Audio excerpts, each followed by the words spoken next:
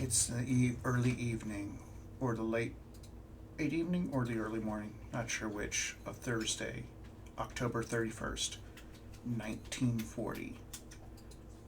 And you are watching the Hurricane Channel.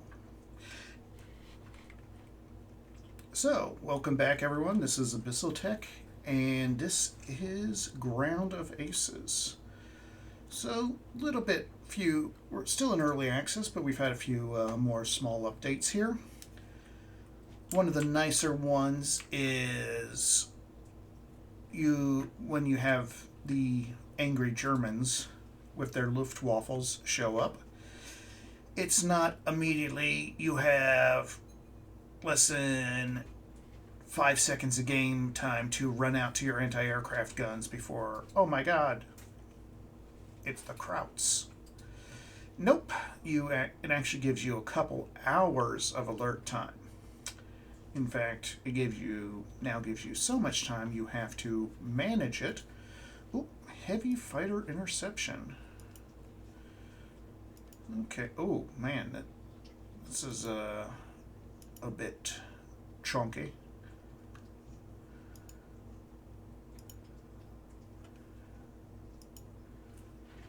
Yep. As you can see right there, give this a quick pause before everyone spools up. So I got a few new aircraft and a bit of an upgrades for my base here. So currently we have Supermarine Spitfire, the Hawker Typhoon, our friendly Hawker Hurricane, and Hawker Tempest. Soon to show up as soon as I get the points for it is the Mustang MK1, which is a new aircraft added here.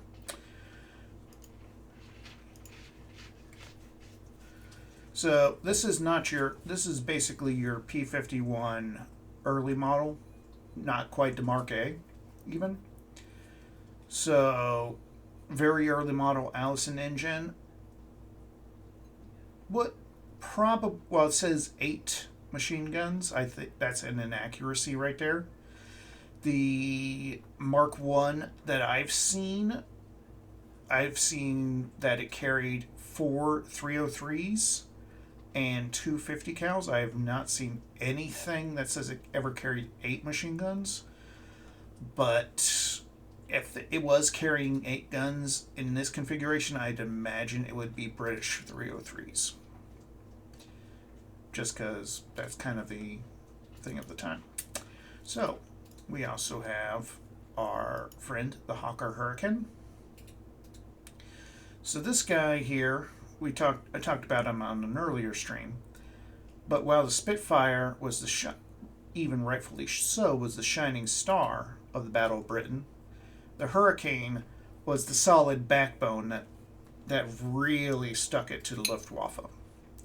60% of all Luftwaffe kills in this aircraft. Almost 15,000 aircraft produced. So, British were really like this thing. One of the first fighters to mount the Merlin engine, one of the first monoplanes, at a time when the RAF was all like, yeah, no, biplanes are great. We like biplanes.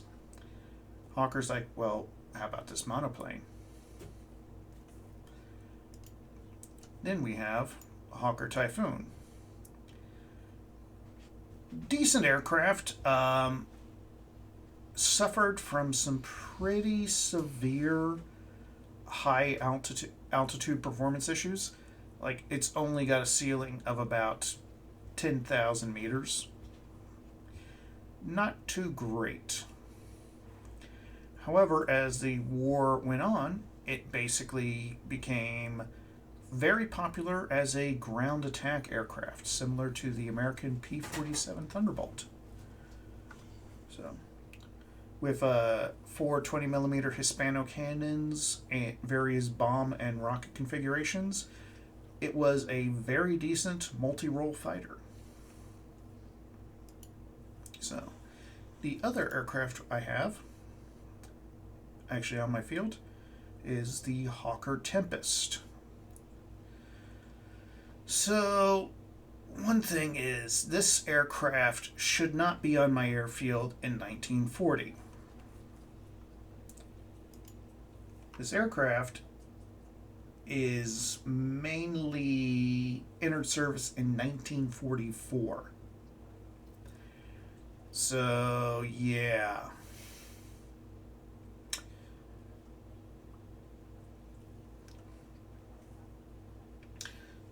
Nice aircraft, though. Fixed a lot, some of the Typhoon's issues with high altitude by a different design of the wing, um, better airflow, and stuff like that.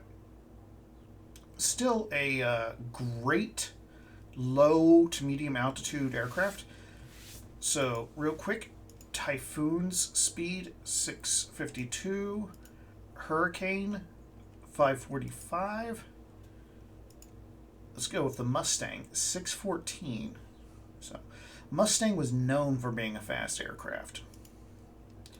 But the Typhoon doing 702. This thing was one of the fastest single engine fighters of the war, and definitely when it was in its optimal flight limit, it could tangle with the Me 262s, the jet fighters, the German jet fighters. So, a very capable aircraft, good range, not very high altitude, but still decent aircraft. And of course, Spitfire here with 20mm cannon and 4 303 machine guns. Real quick fun fact about the Spitfire, there were 25 different variants of the aircraft produced. So, one of the most widely adapted aircraft, including naval variants. This particular one is the Mark 9. Once again, a much later, more advanced aircraft than what would normally be seen here.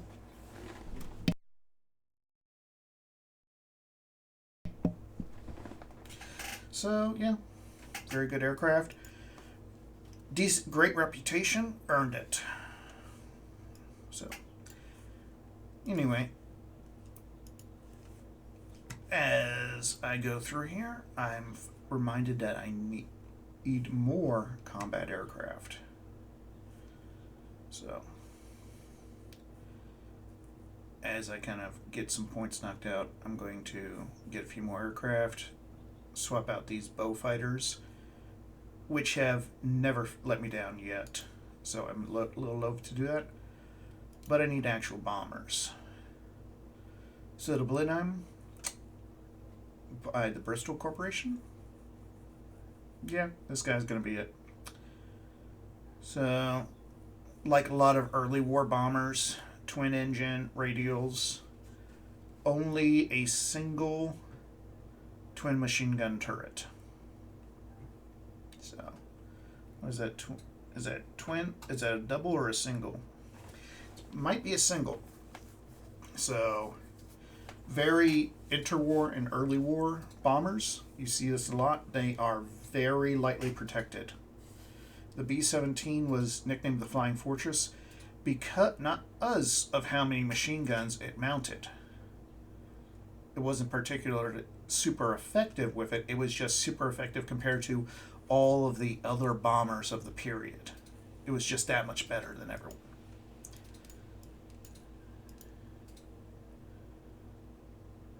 See?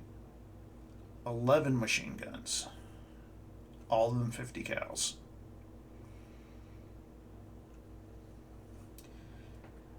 Huh. Okay, yeah. This one, I had seen a post from the developers that the B-17 in question here was a Coastal Command one, which you can clearly see both based on the more maritime paint scheme and the very obvious radar antennas and receivers that it mounts.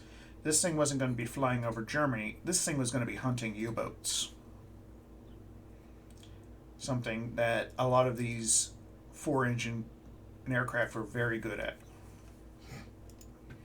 Compare it to the Avro Lancaster. Lancaster was one of the bigger British bombers here. But anyway, yes.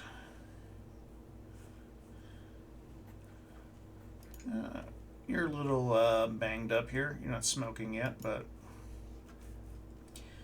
yeah, as you definitely, if you're playing this game, at about a certain point, you're going to be like, man, I'm getting so many points. I don't know what to do with all these points.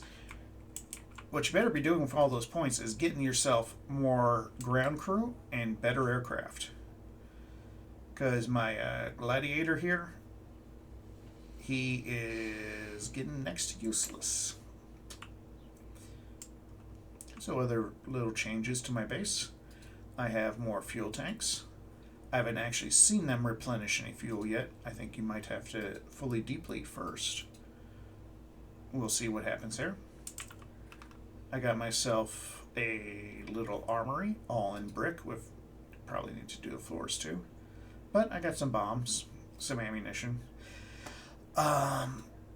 As of yet, I haven't seen anything actually use ammunition. So that's probably something done later. My barracks is done, finished, and I'm getting my headquarters built up.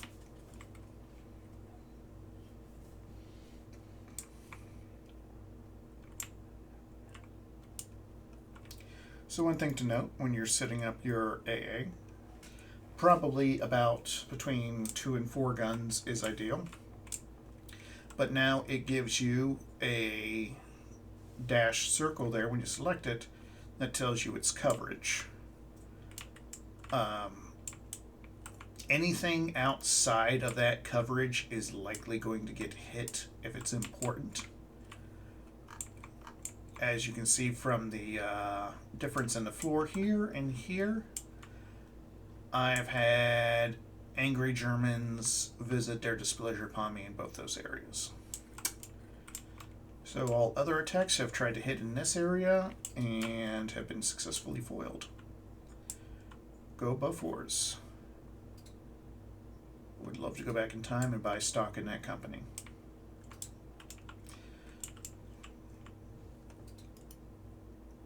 But yes, so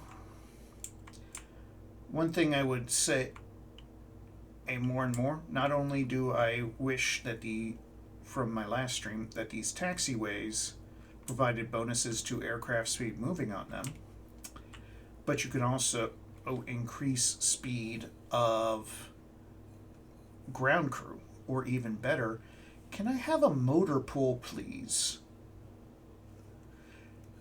Like, seriously, if right now, if I want to make this runway longer out this way, or well, you can see it here, these guys to harvest trees and the like off in this area, they have to run all the way over here, grab what they're doing, run all the way back. Same thing if I want to extend the runway. People with new materials have to run all the way down here, drop it, build it, run all the way back for a second. Having like a horse cart or something that can carry like 2 to 3 people's worth, or a truck that could carry multiple people's worth of load just out here and have them unload it or load it up and it could haul it in, that would be so useful. You know, have a fuel truck that could come by here, fill up, and then run over or to each plane, a little repair truck or something, you know. I'm not familiar with small light British utility vehicles of the period, as I should be, but which my wife is probably going to yell at me for. But, you know, just some kind of little motor pool. Something to where people can, especially as you kind of climb the tech tree some, you can move around, give you something else to spend your victory points on, you know. I mean, they're very precious things, but still, it's always nice to have a little bit extra, a little bit of variety. Give me a staff car, you know. or something where I could send people out to town.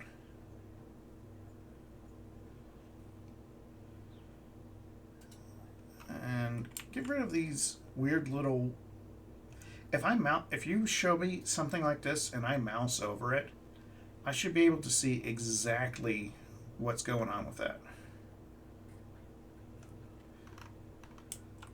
In this case, I have to try and guess, and I have no clues. So that normally means something's decaying or whatnot, but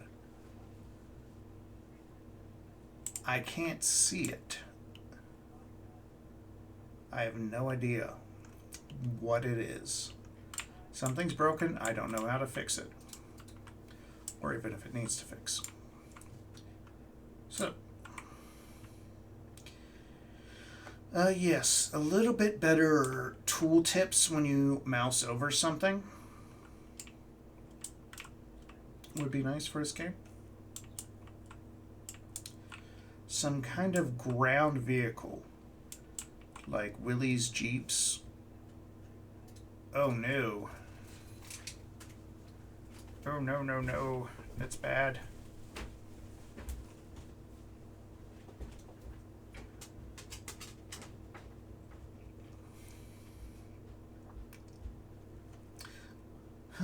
Dang, I just missed it.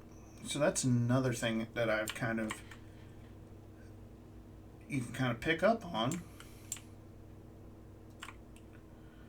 Oof, she's in bad shape there.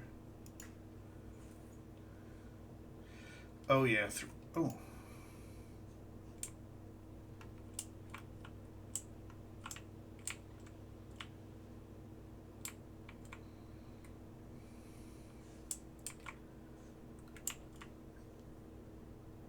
From here, I have to get several wins to get a equivalent aircraft to replace these now.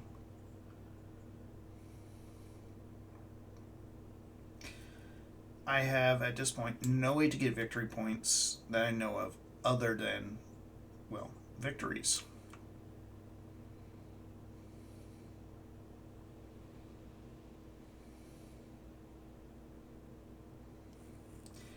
And they are outmatching us. We took catastrophic damage. Losing by 4 points should not be, 4 to 5 points should not be catastrophic damage right there. You know. But I mean, considering that it was pretty much, I was just stomping the enemy beforehand.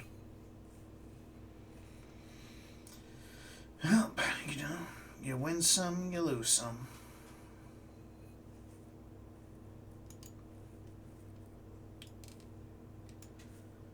Another nice little thing would be if, as you kind of go on, like, say I unlock a tier 2 airstrip, or I increase my airfield rating. Right now, my airfield rating is an A.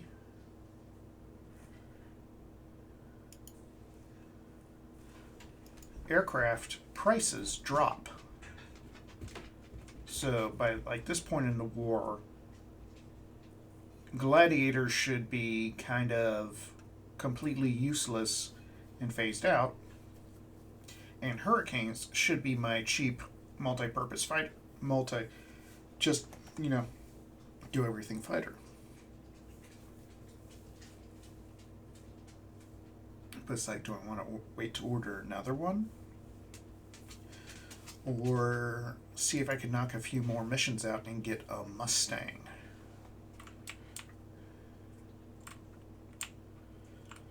Yeah, anyway, loud chewing noises aside.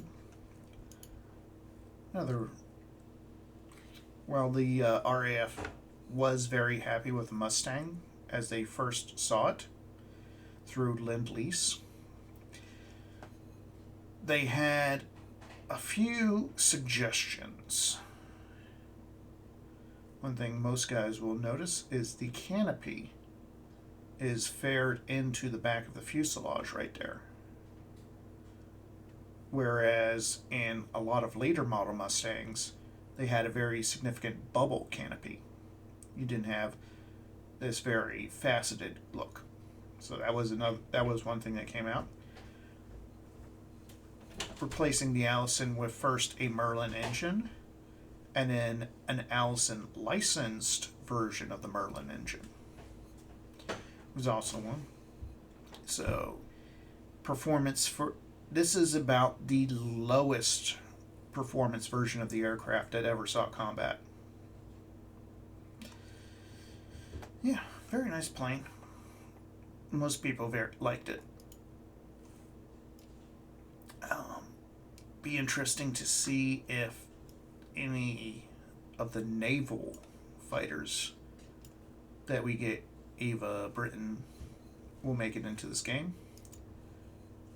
Specifically the F4F Wildcat, which was known as the Marlin, or the F4U Corsair. Or even more interesting,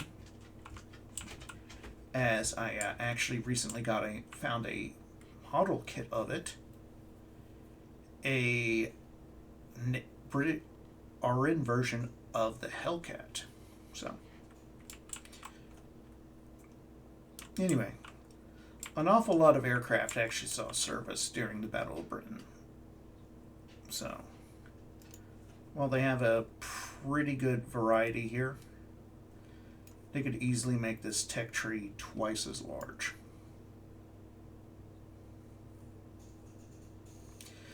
But with this recent loss, it looks like my bow fighters aren't going anywhere anytime soon. So,